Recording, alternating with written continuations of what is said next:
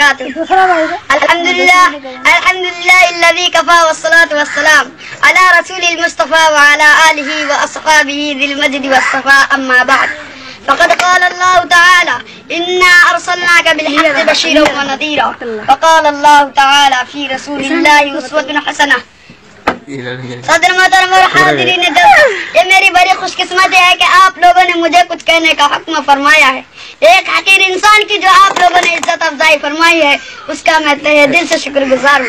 میں نے آپ لوگوں کے سامنے دو آیتیں پڑھی ہے. پہلی آیت میں اللہ جل جلالہ وعم نوالہ ارشاد فرماتے ہیں کہ اے رسول صلی اللہ علیہ وسلم، ہم نے آپ کو بلا شبہ خوشخبری اور ڈرانے والا بنا کر بھیجا ہے.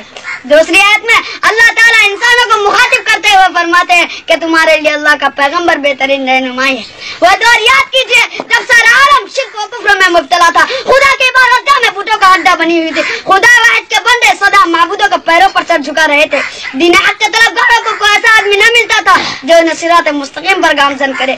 ایسے میں رحمت اللہ متوجہ اب دین شریعت کا موسم خزاں رخصتی ہو رہا تھا.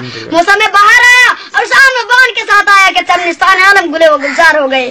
شریعت حقہ کی خوشبو چار دانگ عالم میں پھیلنے لگی. یعنی پیغمبر آخر زمان ہادی برحق فخر رسول سرکار دو عالم جناب رسول صلی اللہ علیہ وسلم ایک کامل اور مکمل شریعت لے کر اس دنیا میں تشریف لائے.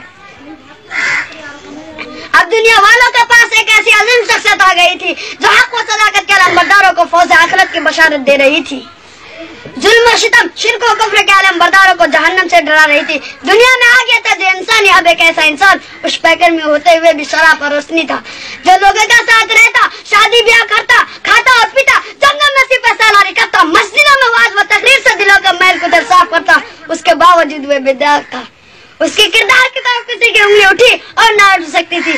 سعادت مستقیم کے شہدائیوں کو اب ایک نمونہ مل گیا تھا. چنانچہ اس نمونہ کو اپنے سامنے رکھ کر اپنی زندگی کا ڈھانچہ درست کر لیا. آئیے ہم اور آپ بھی اللہ سے دعا کریں کہ اللہ تعالی ہمیں بھی اسی راستے پر چلائے. کی محمد سے وفا تو نے تو ہم تیرے ہیں، کی محمد سے وفا تو نے تو ہم تیرے ہیں، یہ جہاں چیز ہے کیا لوح و قلم تیرے ہیں. وآخر دعوانا ان الحمدللہ رب العالمین.